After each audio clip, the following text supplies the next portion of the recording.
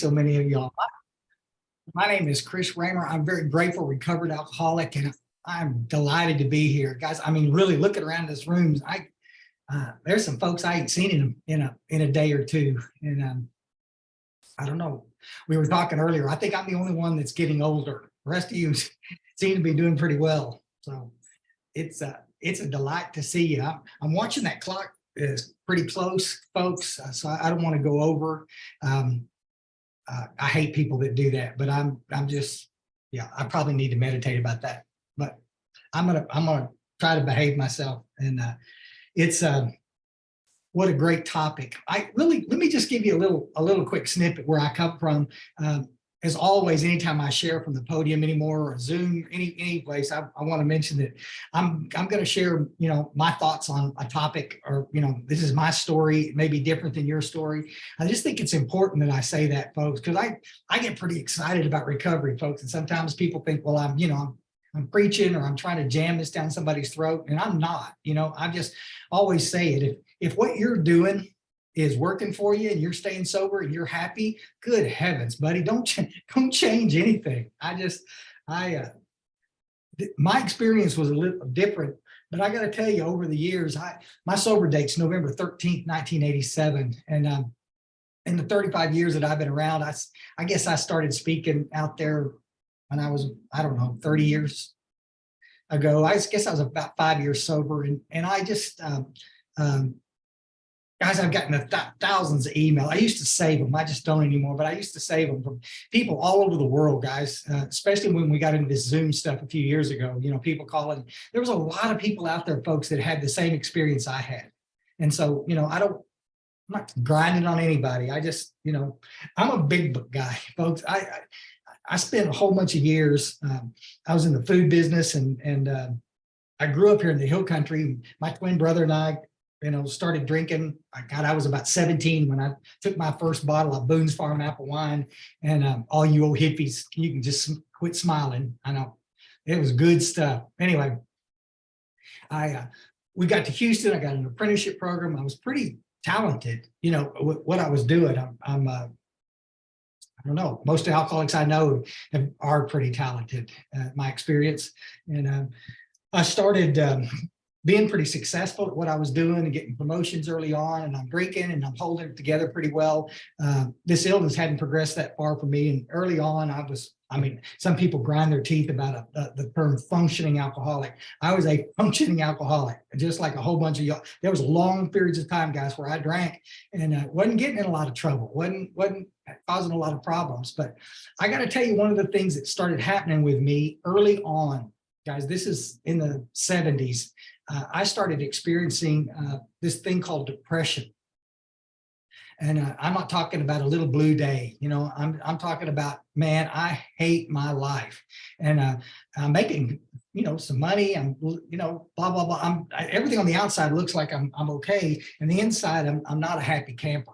In late 70s, I start seeing a doctor for that depression. And of course, I get on antidepressants, and I'm not a doctor. I'm not here to talk about that. But, I'm on all kinds of medications to try to fix what's wrong with me. But what turned out to be, folks, is what was wrong with me was this thing called untreated alcoholism.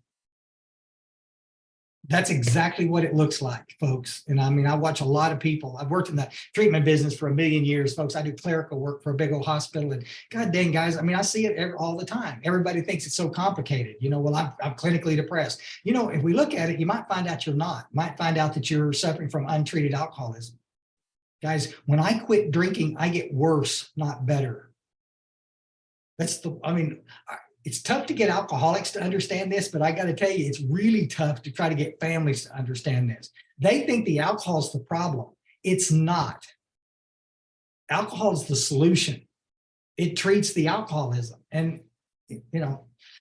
I can quit on a dime. I've done it 1,000 times, but I can't stay quit is the problem. And I can stop drinking, and my MO is about 2 weeks, guys. I detox, I start feeling better. Everything out there starts to, the car gets washed and the checkbook gets balanced and everything's looking pretty good. And then this internal stuff starts to come back. Those bedevilments on page 52, folks, a lot of you guys have been around. Y'all know what I'm talking about. You know, that feeling of uselessness, that irritability stuff.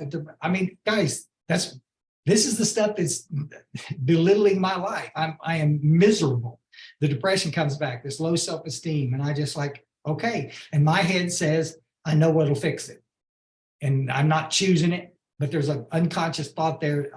I know what'll fix it. All I got to do is go get a beer, put it in my system, and immediately I feel better.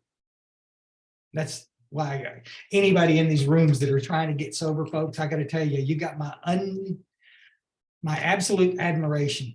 This is the hardest thing any of us have ever tried to do. And most people don't. Well, God dang it, just quit. Don't you know you're hurting people? Yeah, I do. But I also know that I'm suicidal when I'm not drinking.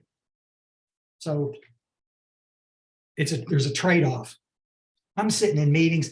I went to my first AA meeting in the early 80s, guys. I got married on one of my geographics back to Houston, and met this little girl, and she was a sweetheart. But we moved up to North Texas to be closer to Myers and my twin brother, and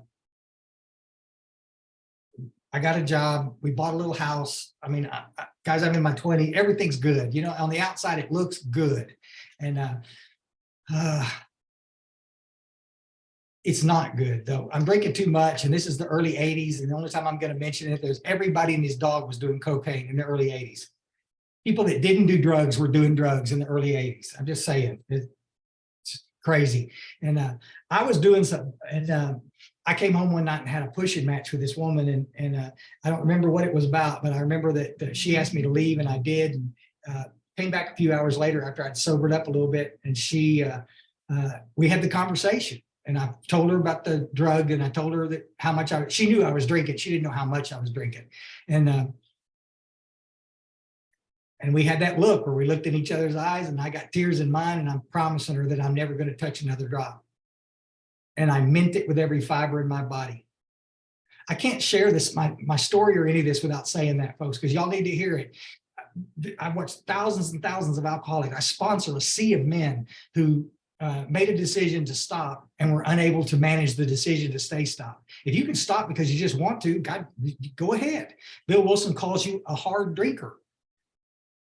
The real alcoholic's you're gonna struggle doing this. And that was me, and who knew? But I went to my first AA meeting the next day to save this marriage, and they were the nicest people on earth, and 1,001 liners, and there was no big books in the place, and we read how it worked off of a plaque, and and that's it. A week and a half later, I drank, and she packed and left, and I didn't get drunk, guys, but I drank, and that was my deal, that I wasn't going to touch another drop. And I continued to go to AA because I knew it worked for some folks, guys. I've watched people there get sober, and but I'm not having a very good experience. I spent 7 years in Alcoholics Anonymous, going in and out, picking up desire chips, and not hearing the solution. I still get emails from all over, guys. Occasionally, I'll get a really nasty email. You could have gotten sober back then if you'd really wanted to. You know, I'm saying, guys, if somebody had come up to me and showed me how, I probably could. The meetings I'm going to, we're not studying the literature. I don't own a big book. I don't have a sponsor. The only focus that anybody wants to do is make sure that I'm coming back. Keep coming back. You know, Bill Wilson, when he wrote that letter in 1942, he says, our chief responsibility to the newcomer is an adequate presentation of the program. It's in As Bill Sees It. You can see that little copy of that little excerpt. Yeah. An adequate presentation of the program is not keep coming back. Those people love me. I'm not taking a shot at them, guys. I'm not. I'm just saying, if you can come to 1 million meetings and never stay sober. I watch people that do it all the time.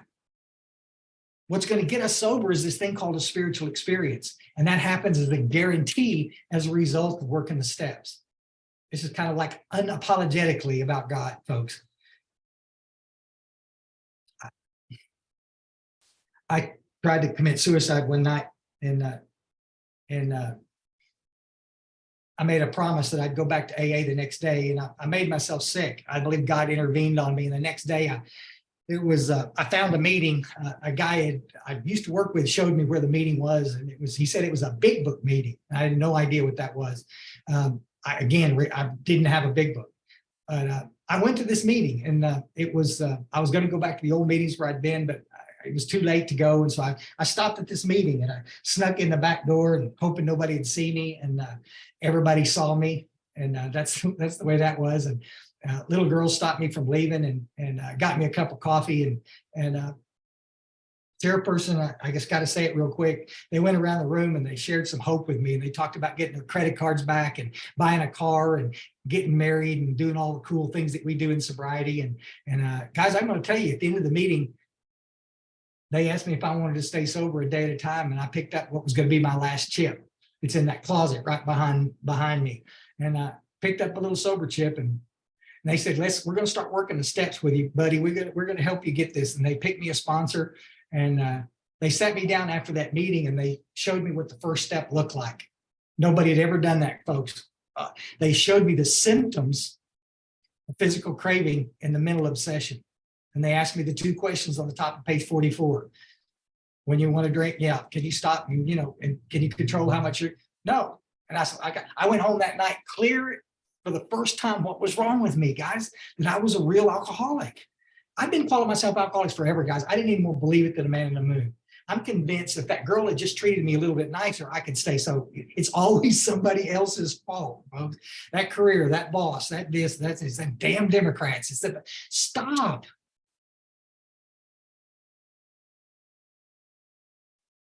2 weeks in, guys, these guys have got me, did service work. And this old guy stopped after a meeting one day, and he sat me down, and he said, Chris, let me talk to you a little bit about this steps 10 and 11. And he started talking to me about this prayer and meditation stuff.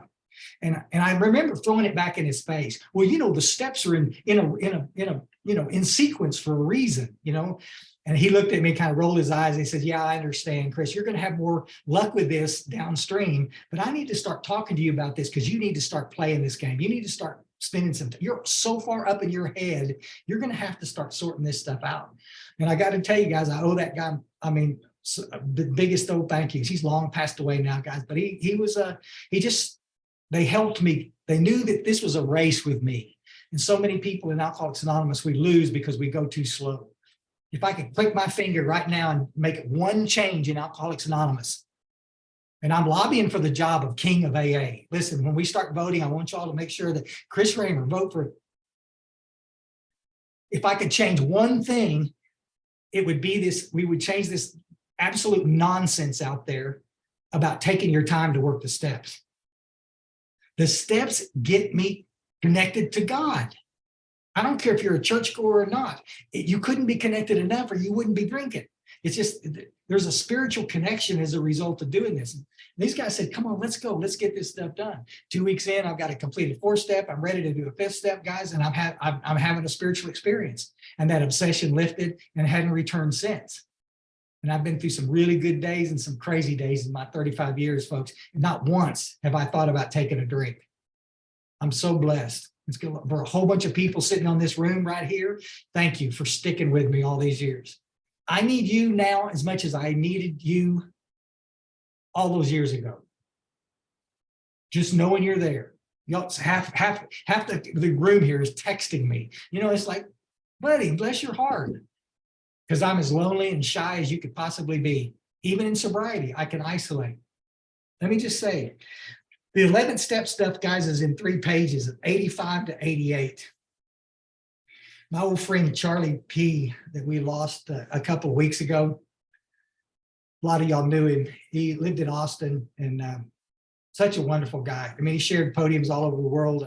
I was fortunate enough to get to share with him and Katie in lots of different spots. But one of his, I've heard him say it 1,000 times. Yeah. The 11th step is not extra credit. And we would laugh every time he would say it. If I could see one thing in Alcoholics Anonymous of the steps that we negate, that we just kind of shove to the side, it's the 11th step. It's like it's always presented like it's an option. And it's not, guys. It's absolutely not. It's so important. I had a sponsor, Mark Houston, used to talk about it and a lot because he meditated a lot. And when I met him 5 years sober and got him as a sponsor, bless his heart, you know, one of the first things we did was start this meditation stuff. Because he would ask, Chris, do you meditate? Oh, sure. You know, I didn't. I get, you know, occasionally driving out in the traffic, God, you know, don't let me get run over out here. You know, but that's not what the book is talking about.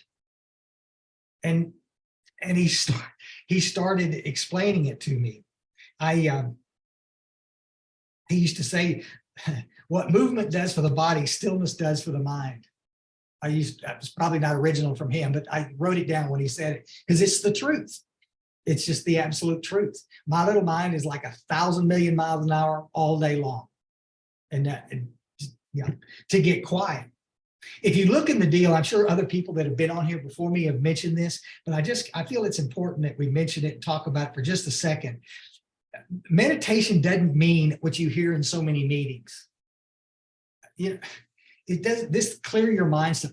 Listen, I love guided meditations. There's some folks on this Zoom right now that I know and that do guided meditations that are really good. I mean, there's nothing wrong with that at all, guys. Somebody that knows what they're doing, guys, they can lead you to a place that maybe you've never been to before. I'm all for that.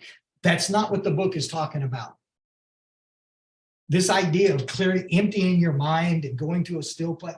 Yes, if you read the dictionary, 1938 dictionary, if you look up meditation, it means thoughtful contemplation. Thoughtful contemplation. It means it wants you to think. If we read it out straightly out of the big book, yeah, it enforces this thought.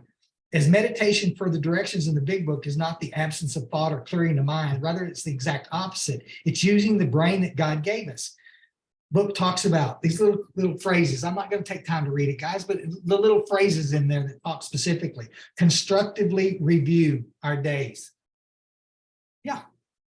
We consider our plans for the day on our morning meditations, evening meditations, in thinking about our day. It didn't say empty your mind and go to Mars. We're supposed to be thinking about this. Guys, when I got sober, my life was so disorganized and so fractured. I've been in survival mode for years. I wasn't worried about my future. All I wanted to do was not get arrested, not die, not get shot, whatever. I mean, and now all of a sudden I'm sober and I got my feet on the ground. And that's why these guys said, Chris, it's time to start getting quiet. I come from a sponsorship lineage. You can look up my lineage. And there was an old man named Paul Martin. I'll mention, he's been passed away a long time. A lot of y'all know him. And a lot of y'all had the opportunity to meet him. And he's just, if y'all get a chance, he spoke a lot in the 70s and 80s and wrote a bunch of articles. If you email me, I'll put my email in there, guys. I can send you his articles that he wrote for the Grapevine. Somebody sent them to me ages ago. And they're primo. This guy was a big book thumper. They printed a lot of his articles. Again, there was like 18 or 19 of them. They printed them until the 90s and they stopped printing them. He's only had a couple printed in the 90s because the editorial staff at the Grapevine changed and they didn't want any more big book stuff. They wanted little unicorns and butterfly stuff, and he wasn't going to write that. He was interested in, how can we grow spiritually? How can we get closer to God? He spent 45 minutes a day meditating, guys. I mean, maybe when I retire, I can get a shot at it, but even still, just to shut up and get quiet. I had many conversations with him about that. It's first thing that all of those folks that were teaching me to do was find a place to do it. Find a place that you can get quiet. Turn your stupid phone off. There's some great apps out there too. You can get on the phone. There's great apps that you can get on. You can meditate with hundreds of thousands of other people at the same time if you want to do that. It's a pretty cool little deal. But I get quiet, and if you're afraid you're going to doze off, you set a little timer. Back in the Stone Age when I used a little egg timer. It was as noisy as it click click. Y'all know the old egg timer they set on the stove, and now they've got this just absolutely silent timer on your phone and the clock, and you can just but set your clock for 5 minutes, 10 minutes. You don't have to worry about, falling asleep or whatever. You'll get good at it, folks. You'll get good where you can just get quiet. Yeah. Get you a little place. I wish I could show you a picture here. I've got all of my little creatures here. There's a little armadillo. Somebody got me ages ago. I don't know. I've got all of my little stuff, there's a little crosses that a Catholic priest had given me one time, all little things that I hold near and dear. And Patty stays up late. My wife, she's in the program. She stays up real late at night, does what girls do. I don't know. And I go to bed, and then I get up real early in the morning. And so I'm in here all by myself, folks, and I can get quiet. I'm not looking at the computer. I'm not doing anything. I'm just getting quiet. And I start breathing. Old guys that used to meditate said, touch your forehead. Old transcendental meditation guys that touch your forehead. There's a great article out there. I sponsor a guy that whose father had taught Bill Wilson the transcendental meditation. And it's pretty fascinating. This Bill Wilson was a seeker. I'm going to tell you, he was, until the day he died, he was looking for answers to everything. I mean, he was just, golly, I would have loved to have met him. But these guys were talking about, you just touch your forehead and then kind of focus on that where you touched, and you'll get quiet, contemplate, breathe. I never get down, folks. I never start meditating without one of these in front of me. This is called a rule, little legal tablet. I've always got something to write on, guys, because what happens with me and I start going, these little thoughts start coming through my head, and I want to start arguing with these thoughts. That's not the time to do it. If I get quiet, folks, these little thoughts start crossing my mind. I need to just jot it down real quick, and then I get quiet again and start thinking, what am I going to do today? I usually think of the things I'm going to lecture at work or whatever, and just, what do I want to do? Maybe at our little recovery club or guys I'm sponsoring. It's just, I just get quiet. It's just me and God in the room. Ends with a prayer with me always. God, what do you want me to do today? Some days I got a little more time and I can spend a little extra time. Folks, I want to tell you, Wally P. wrote, what was it? How to Listen to God. This little book about listen, and you can get it online or Wally P.'s websites, Back to Basics. I'm going to tell you guys, it's one of the better books taken from the Oxford movement about how to meditate, how to listen for God's guidance. There were so many people that back in the day that used to do these guided meditations. And just if you get a chance to get a copy of it, you might try to do it. I want to give you an example real quick. This happened years ago, getting quiet and doing some meditation, and in the stillness, I thought about this little guy that I'd met. He was a host. He hosted me at a talk I did out over towards California, and he was a sweetheart little guy. I mean, I get attached to the little guys when I get out there and speak, and some of you, that's how I met you, was hosted me at speaking stuff over the years, and all of a sudden, I hadn't heard from him. We stayed in touch after I left, but for a long time. And this had been years since I'd talked to this kid. And I called him. I had his number, and I got to work and got the distractions out of the way. And I called him, and I just to check on him. And he heard it was me on the phone, and he says, this is Chris Raymer? And I said, yes, sir. And I said, what are you doing, boy? And he got real quiet. And he said, he sounded upset. He said, can I call you back? And I said, absolutely. I hung up the phone, knowing full well that he was not going to call me back. I, interrupted him during the day, whatever. And I said, okay, well. And about 40 minutes later, he called me back. He said, why did you call me this morning? I hadn't talked to him in years. I said, why did you call me this morning? And I said, buddy, I was in meditation and you just crossed my mind. I just thought about you. And he started crying. He said, Chris, I'm not in AA anymore. I said, last week I've left AA. I had a fight with a guy in a meeting, and I think he disrespected me, and I don't have to take that, and he started going on and on. And I said, oh, okay.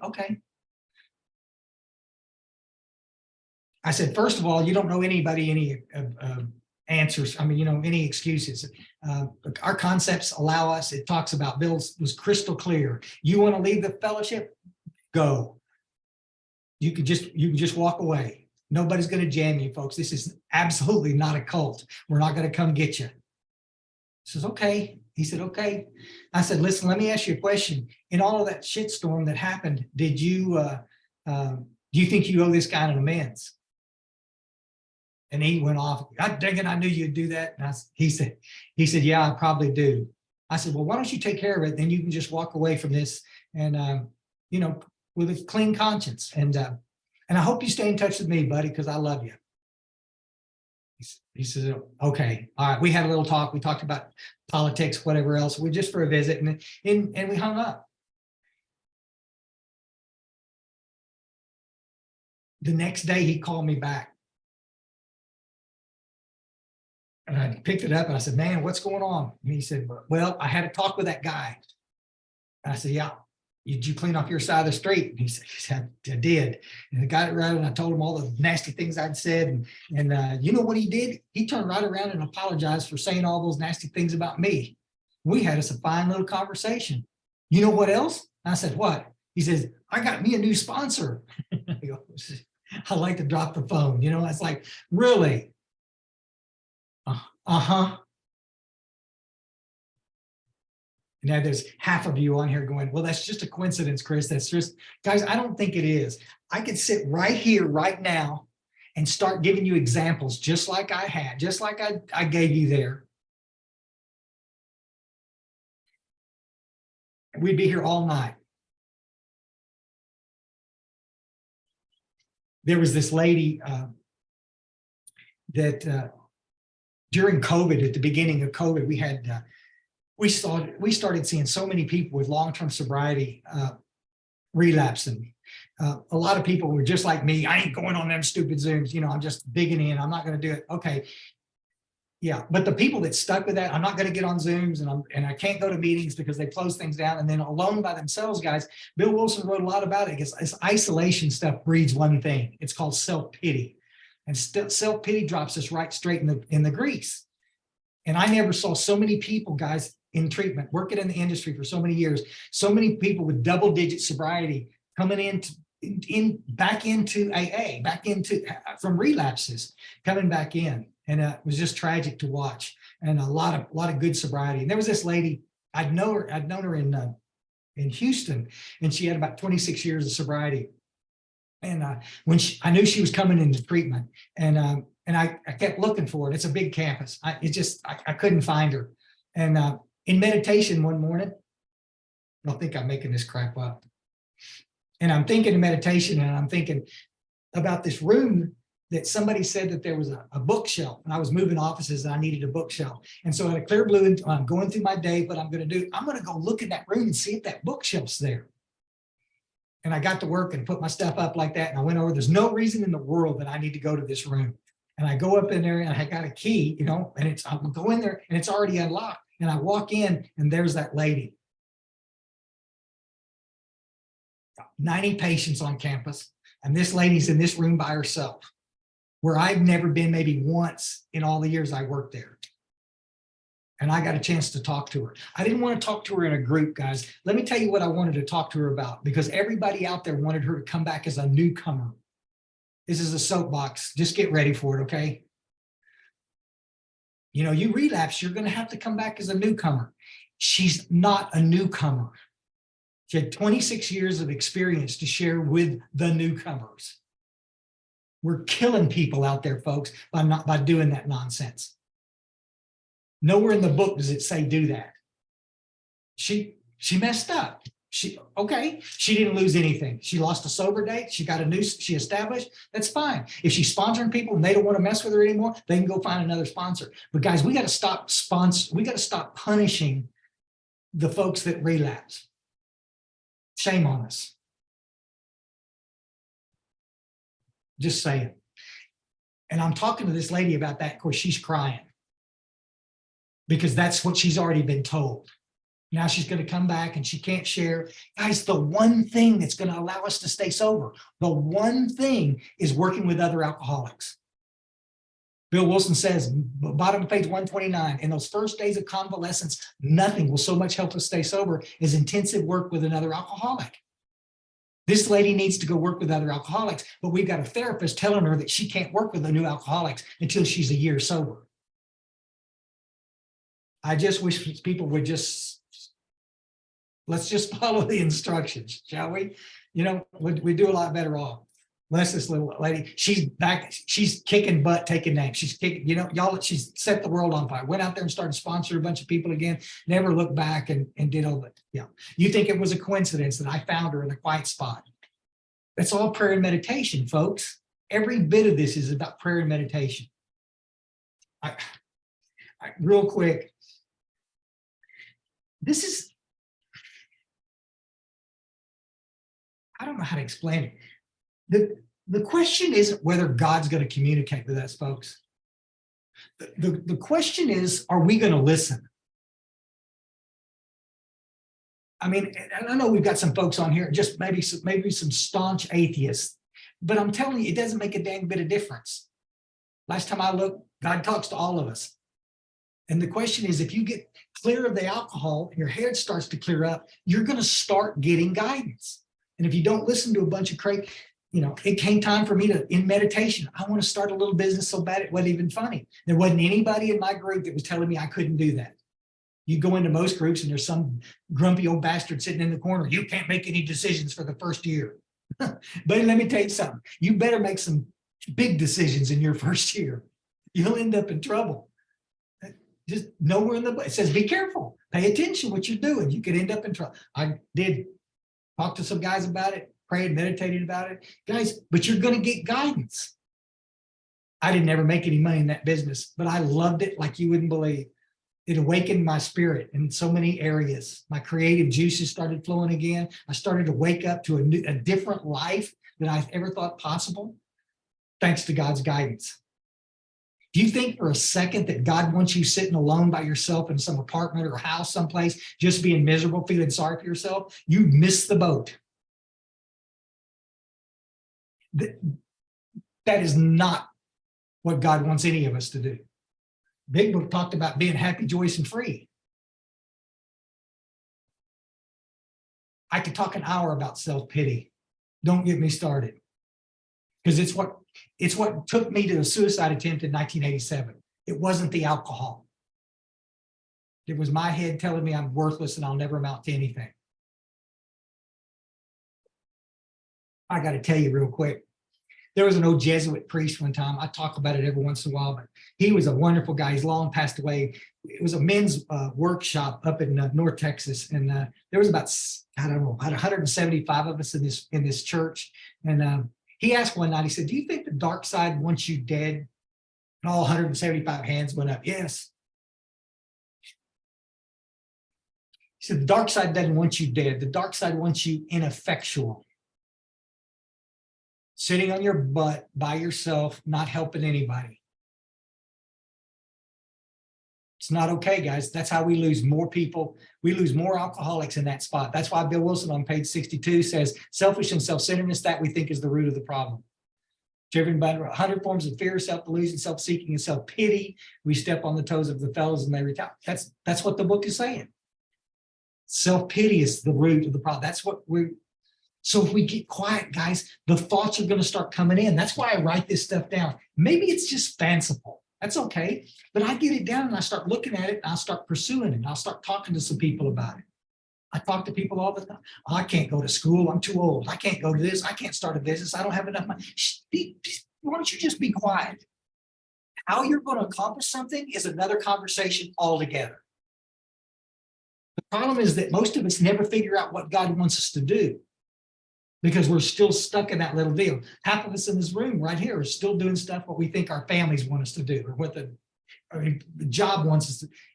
What speaks to your spirit, folks? If you'll start listening, I guarantee you'll get guidance. And it's going to take some courage. Some of you are going to have to make some changes. I did. I ended up getting a divorce in recovery.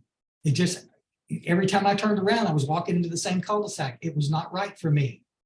It's okay. You got to be true to yourself, folks. I'll say this real quick and let y'all go. We can visit and ask some questions if you want. One of the things when I'm meditating, guys, the book, there's a little line there that talks about we avoid morbid reflection. And what I'm going to try to do when I get quiet in meditation is focus on the good stuff. It's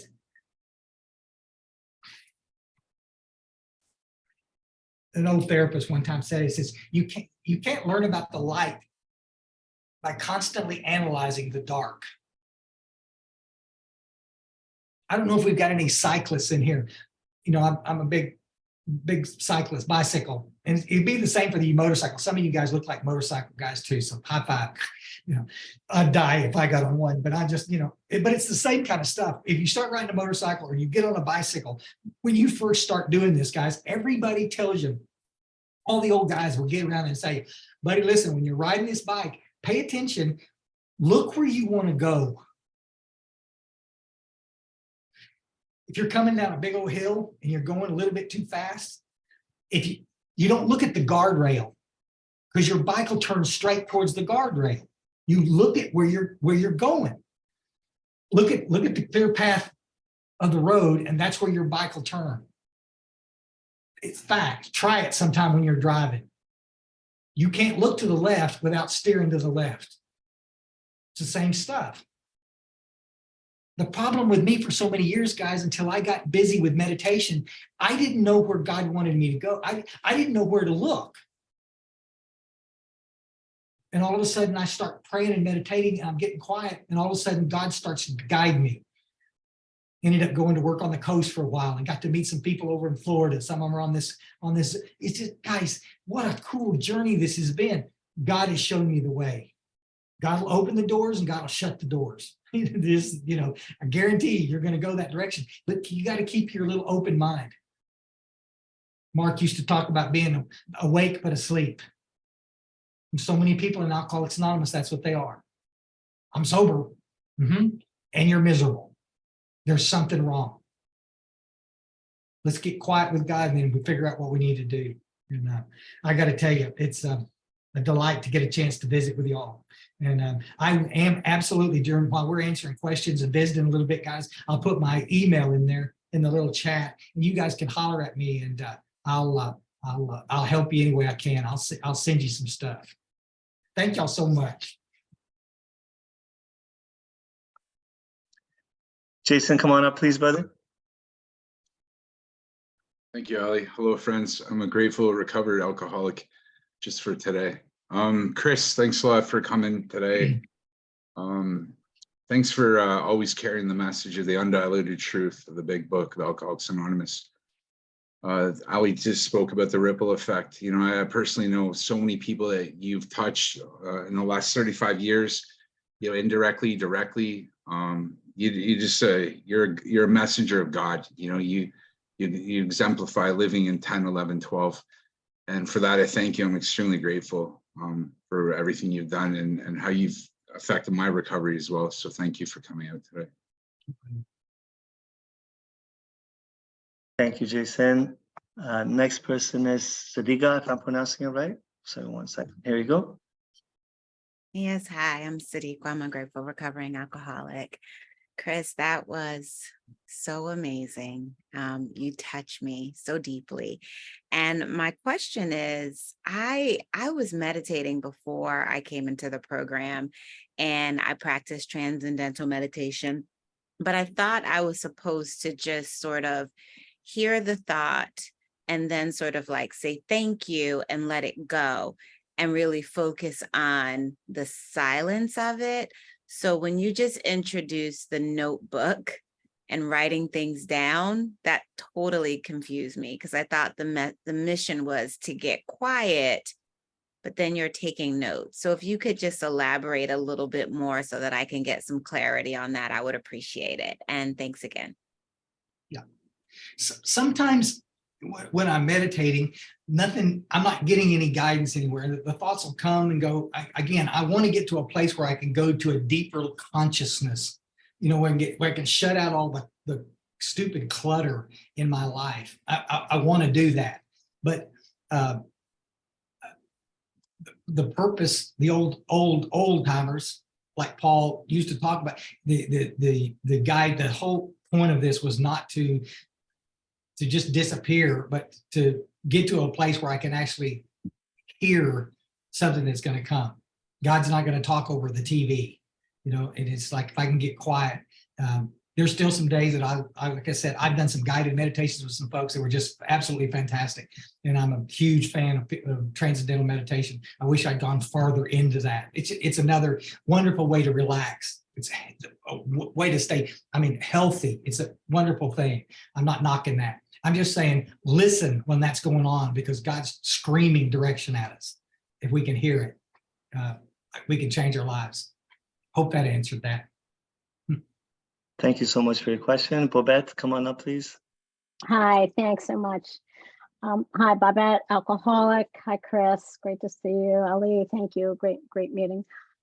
Chris, can you share with us what you've shared before when you meet a newcomer in a meeting, or someone who's just coming back? You have sort of a quick tips and tricks, some pages out of the big book that you guide them to immediately. You get down, sit right down, and you start working with them. Can you give us a quick overview of where you take them? I know you walk them through hand in hand.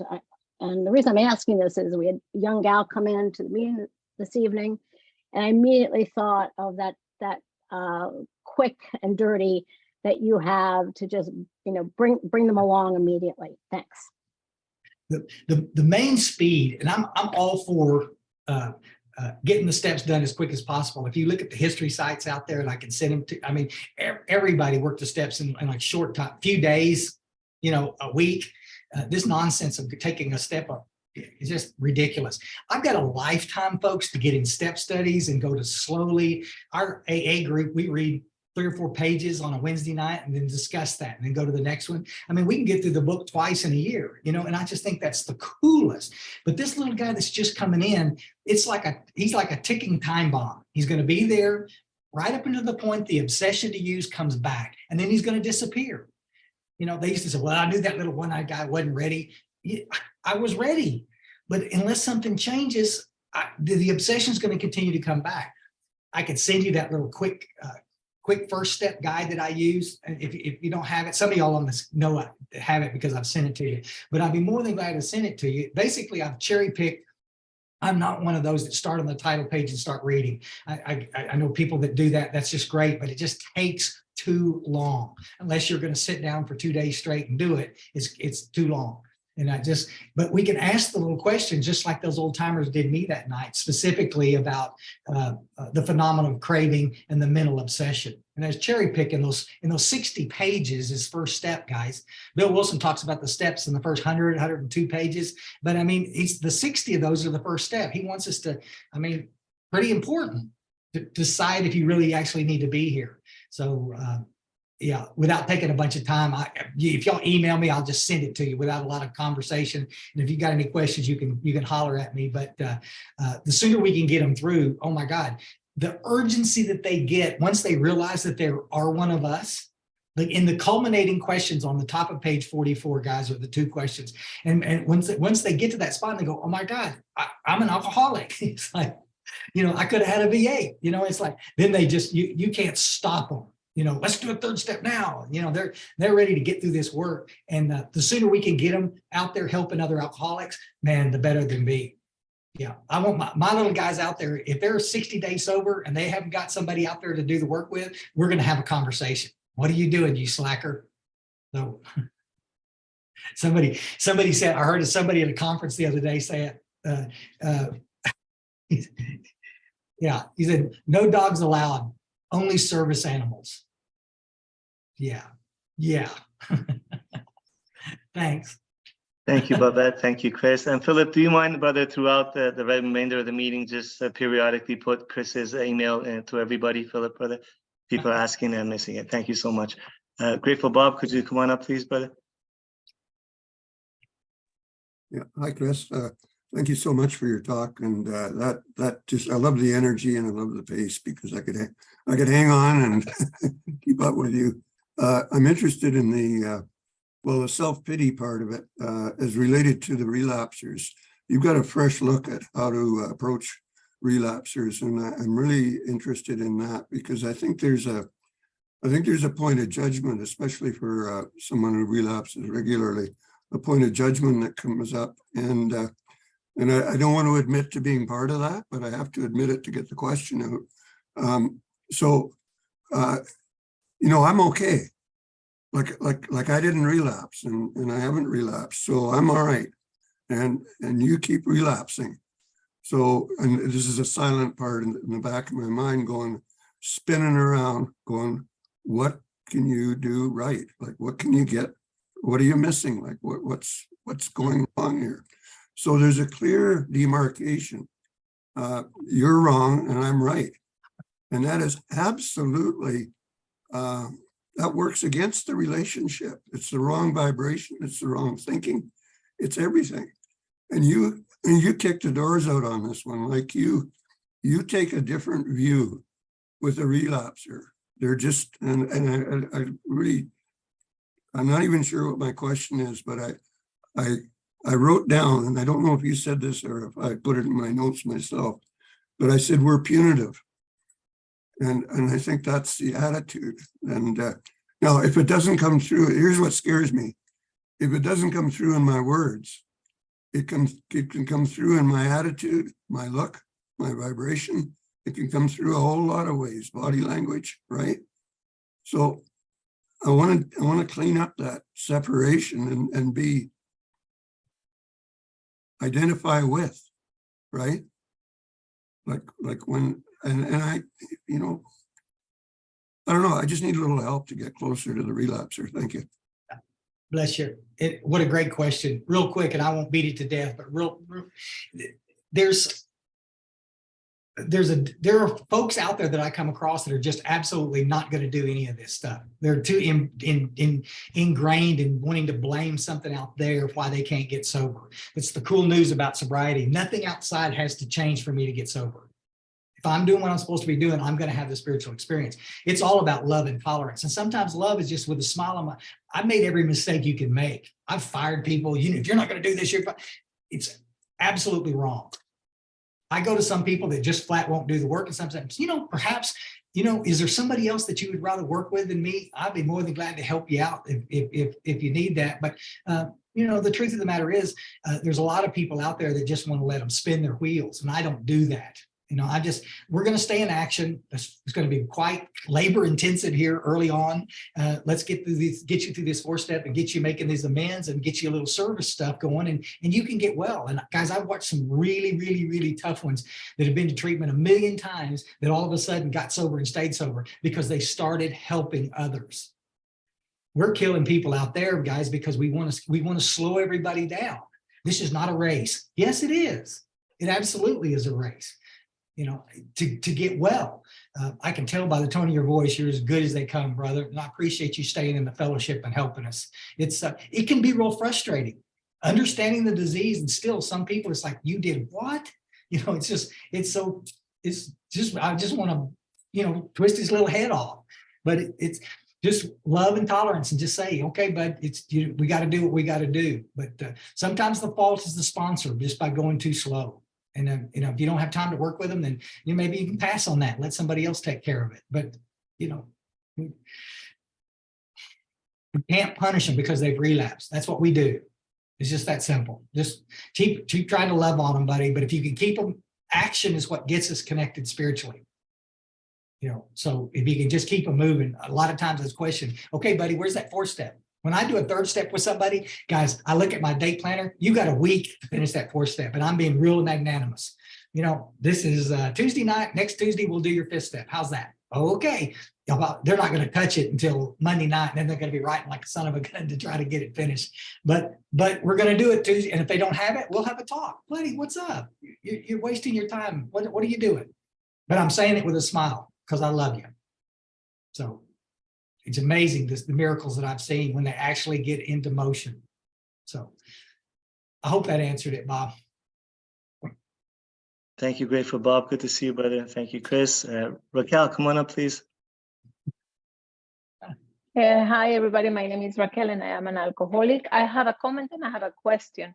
My comment is, and I will never, never, never stop thanking Chris. I don't even know you. You don't even know me. when I got sober, and my sponsor there to tell me to pay attention to untrated alcoholism because I was under a bunch of psychiatric medications. She was the only one that was extremely unpopular and told me, talk to your doctor.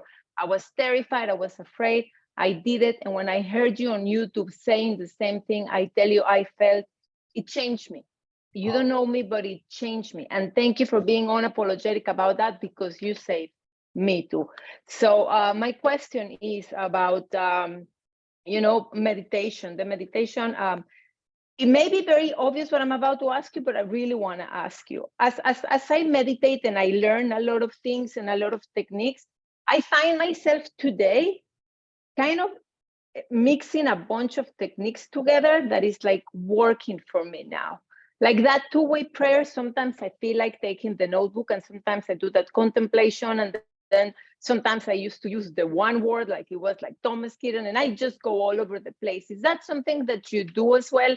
And also to bring it into today, to find out today, what is it what God wants from me? Okay, thank you, God, I'm sober, I'm okay, I'm happy, but there are turning points in life that I never thought that I can also bring it into meditation. So that was the question, was about the mixing and matching. That's all. Yeah, we all do. Whatever works. And I'll go to a workshop and somebody will talk about doing this and that. And I go, I'm going to try that. And we just, over the years, we see what works. So long, well, everybody wanted to put emphasis on the length of time I've had guys that call me, I meditate an hour every morning. I'm like, guys, I can't do it. I got to go to work. I got stuff to do. But, I find a balance in there, what seems to work. There just is just constantly, I'll think of something, write it down, go to work. It'll just follow that little thread and see where it takes me. And we're guided individuals, folks. We just are. The problem is we just don't listen too well. So, yeah, keep working with it. Thank you. Again, I'll send you those Paul Mark articles, guys, if y'all want them. He talks a lot about meditation. Thank you, Raquel. Ira Smith, come on up. Hey, thank you, Chris. Yeah, I kind of had my hand up, and then y'all over answered every question I had, and I feel so selfish. So I might have to go might have to write inventory after this, but it's all full circle to me. Like everything that I think you guys bring up. So I love the meeting. Thank you guys for just being here and having this platform for me to check in. Thank you. Thank you, buddy. Thank you, Ira. Good to have you here. Jackie K, come on up, please. Well, hi, everybody. My name's Jackie. I'm an alcoholic from Iowa. Thank you very, very much, Chris, for tonight. I have to share this with you. Years and years ago, I don't know, maybe 9 years ago, I don't know if it was you that spoke or your brother Meyer in Cedar Rapids with Peter M. and Mike Maynard, Mike M. And you guys changed my life. You changed my whole program. You say things I did not know was in the big book. I mean, I had no clue. And I'm like, oh my gosh. And so since that time, what's happened for me is I keep looking for these big book studies, and I've done several, and I just love the message that I hear come from you and from many, many others in this lineage of in this lineage of people that I know. And I'm telling you, it changed. I said that. I'm nervous. But the thing that I heard about today is so many things that I heard was like that the meditation and the prayer to God, the praying to God and the praying to God and the praying to God.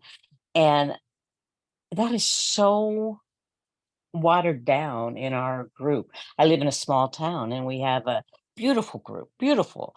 And about every time I bring up God, somebody says, well, if I had heard that at the beginning, I would have walked out the door.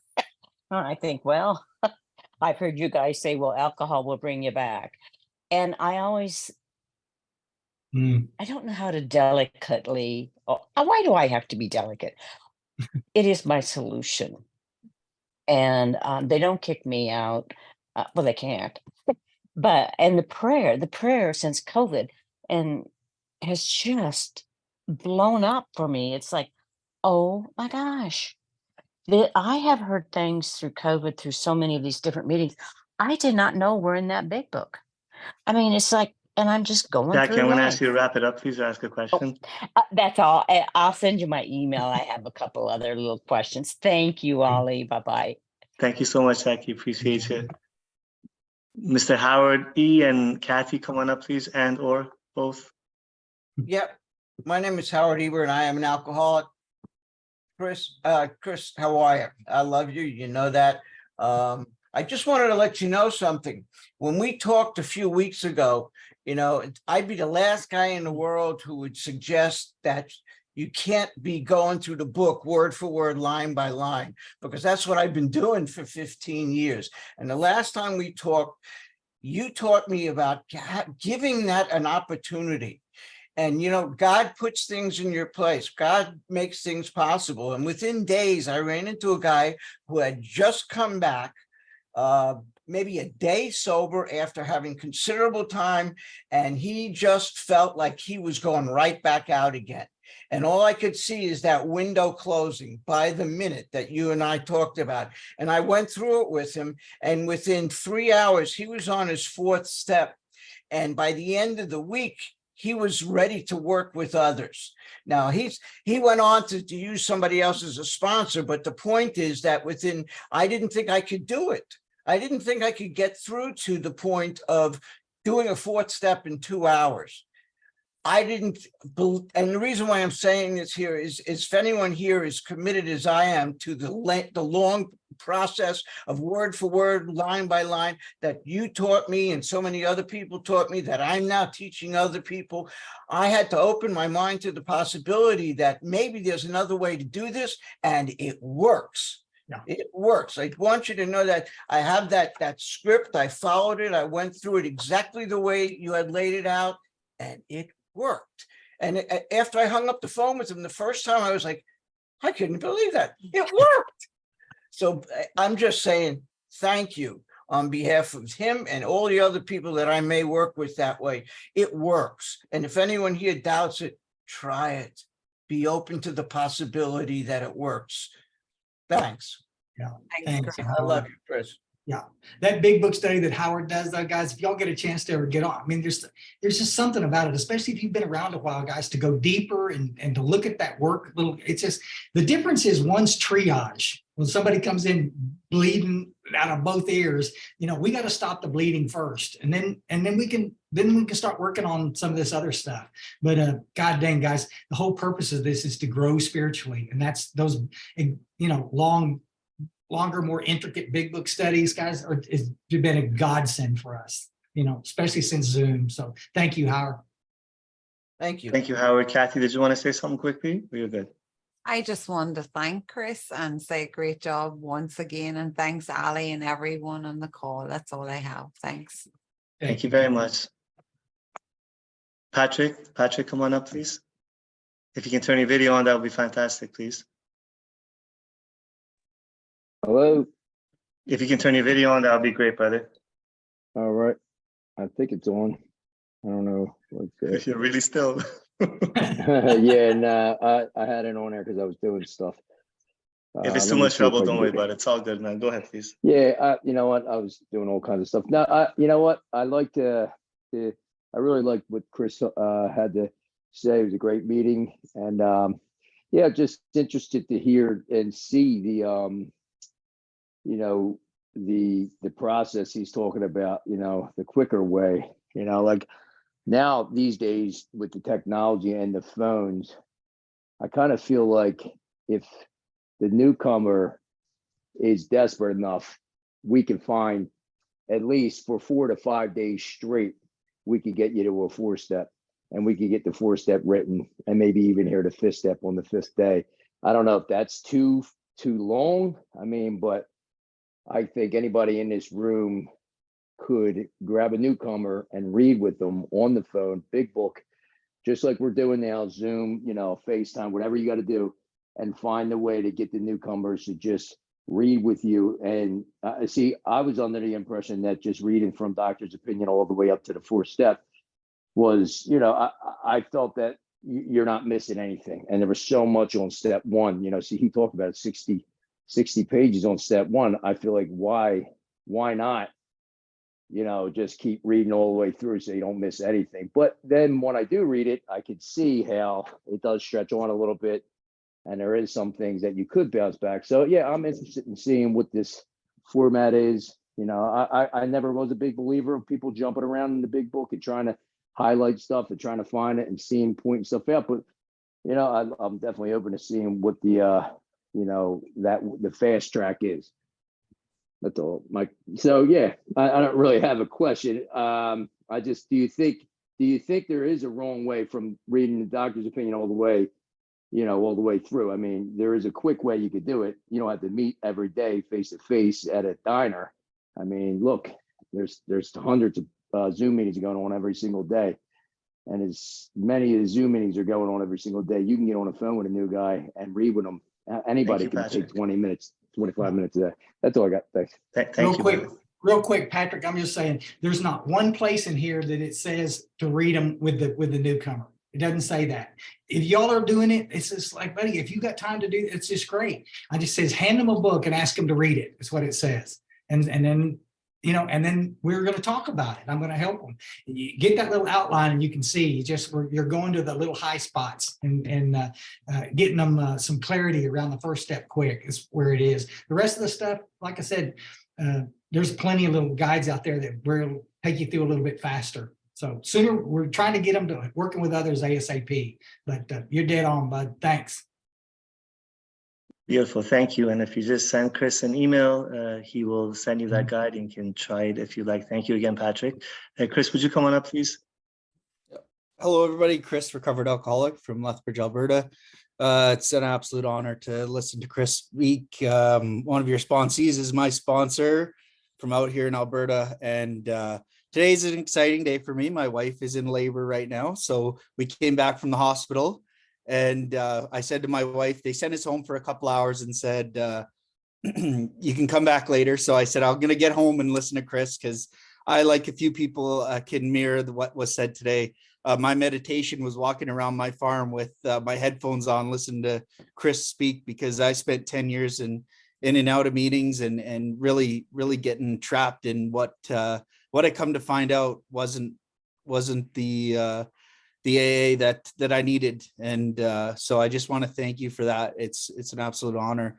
And I do have a question, because I often listen to one of your tapes about staying excited. Now, very much so, I'm excited about recovery. I'm excited about helping others. One of my things is, in the city in particular that I live in, there's a lot of sick meetings and a lot of open discussion meetings. And I know that I got to go in, and the eye rollers and you leave the meeting and you kind of want to bang your head on the table once in a while.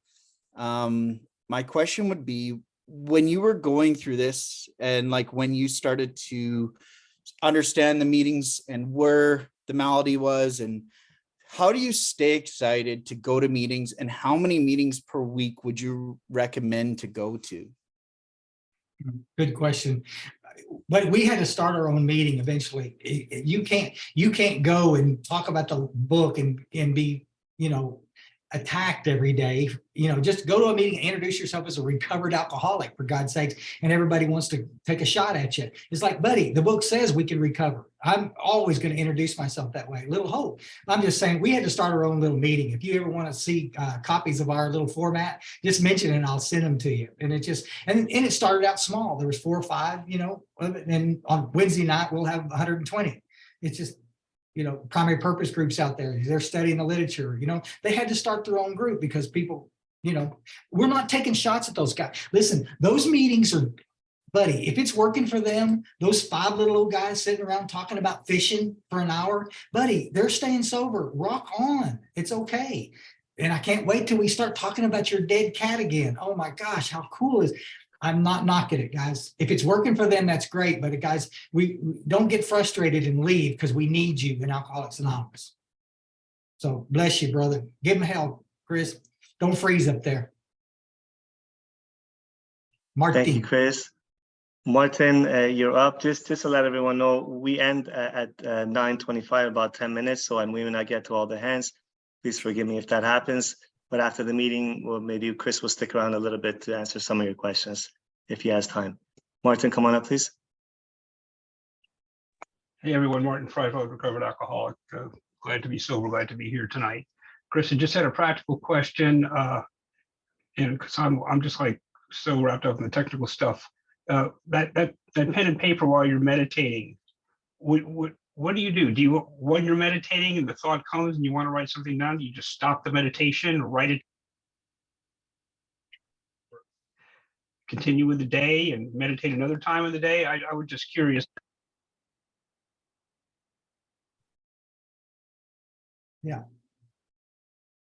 Yeah, you were kind of breaking up a little bit, but I think I understand. It's some things when I hear it,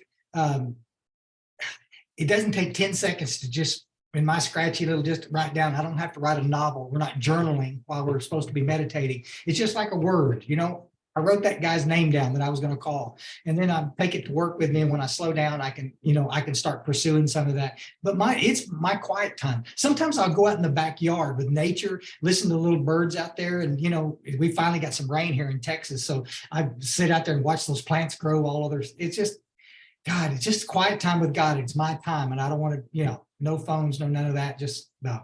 But I got to stay. If it crosses my mind, I got to make sure that I don't forget it. As an old geezer, some of you little young guys, maybe you don't need to do that. So I do. Thank you so much. It says, I don't know how to pronounce this. Carol. Can you pronounce that for me, please? My apologies. Actually, it's not Carol, it's Bob, Carol's husband. Okay, it's all right. I thought it was a cool way to spell Carol. It's Carol. Okay, guys. Carol. Carol. Yeah. I'm a recovered alcoholic. My name is Bob. Honor.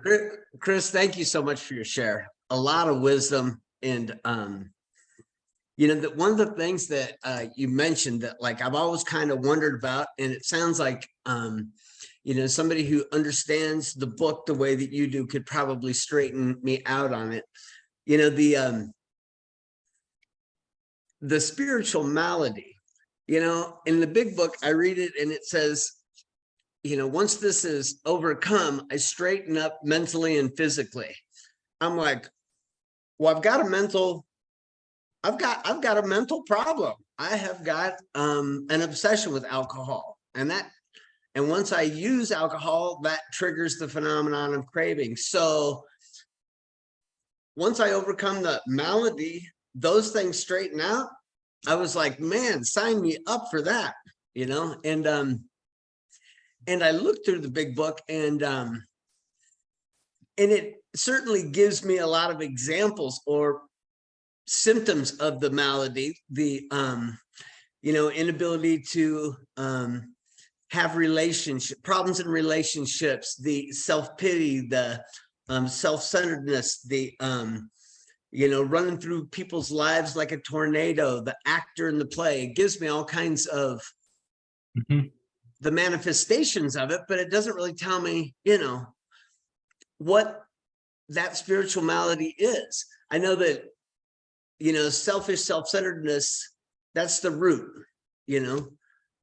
And I know that that's driven by 100 forms of fear, you know, self-delusion, self-pity. But where is the, so what is the spiritual malady, I guess? And I've probably read it a million times and it just never sank in. But, you know, I like to label things. And, you know, if you could go into that, that would be wonderful. But you could spend a lifetime looking at it. I'm sure there's a better answer than the one I'm fixing to give you. But all the things that you said, that's the spiritual malady. And I was so shocked that when I stopped drinking, that I didn't all of a sudden get happy. You know, I got worse. And there's a lot of people that won't even talk about the third legacy, the little piece there about the spiritual malady. They're not even going to talk about it. And it's like, there's a great book written by a guy in New Zealand called Alcoholics Ambiguous, really good book. And he makes this really clear point that not everybody on earth has spiritual malady at certain times in their life. My mama, she was not an alcoholic, but she dealt with some depression. She had some stuff going on with her. And so the thing that separates us is the physical craving and the mental obsession. But Bill Wilson says on page 64, when the spiritual malady is overcome, we straighten out physically and mentally, just like you said. It's like, guys, it's not okay that I'm just not drinking one stupid day at a time. I need to be comfortable in my skin. And as a result of working the steps, not as a result of going to a million meetings, just actually doing the work, this stuff changes.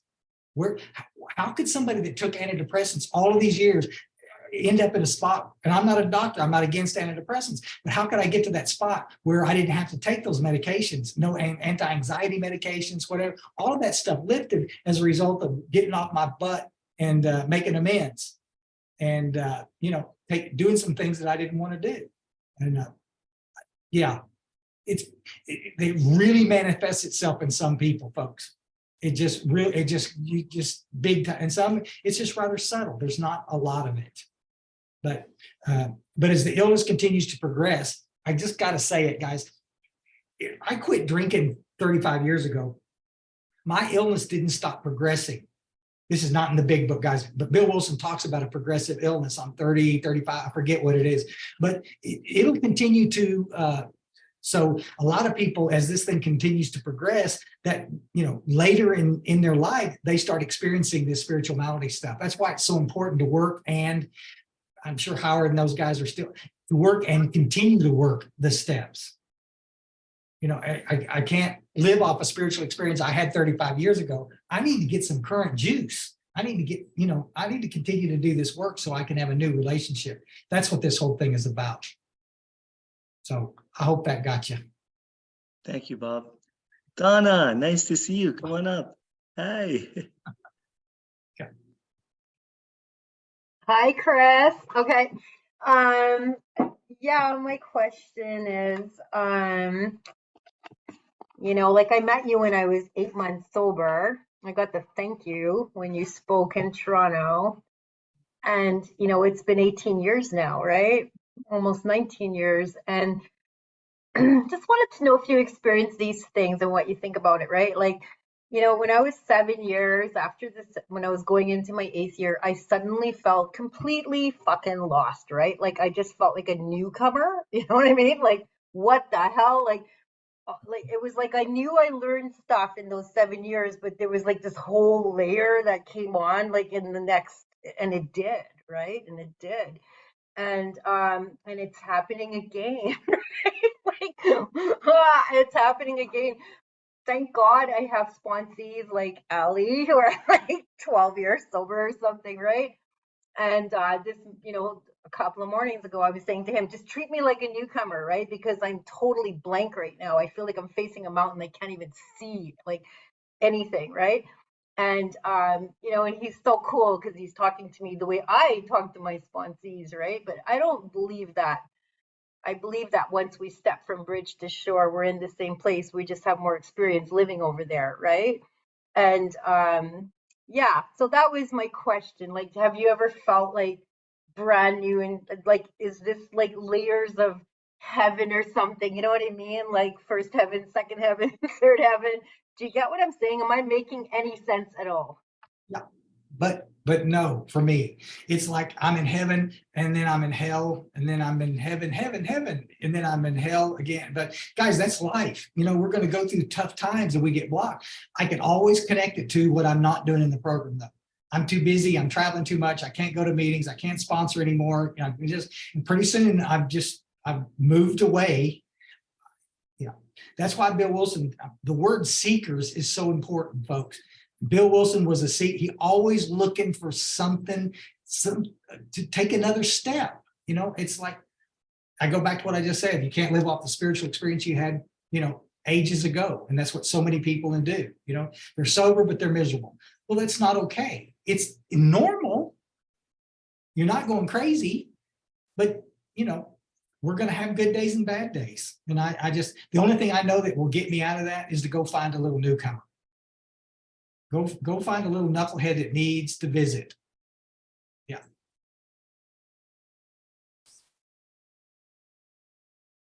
Donna, do you have more to say? We can't hear you. Oh, sorry. I was just like something that came up that I completely forgot about. It's something I did when I was 24 years old, for God's sakes, right? It was a lie I told when I was 24, and it's come back to bite my ass, right? And so now I have to like face it, right? And it's scary. Like, it's really scary, right? But I'm not gonna walk away from God. You know what I mean? I'm gonna face it, right? And and I believe there's more on the other side. But yeah, that was just my question. Like, if you were just like ever felt like brand new again, right? Like, I can't deny what's just happened. You know what I mean? I've had these 18 years, right? But every once in a while, God brings me to this place where I like something like this will come up where I totally forgot something. It's not like I was being dishonest on my step forward, because I never even would have thought of this. Yeah. Right. And all of a sudden, whoa, it's here. That's More it. will be revealed. We continue to grow. Bless your heart. Good to see you, Don.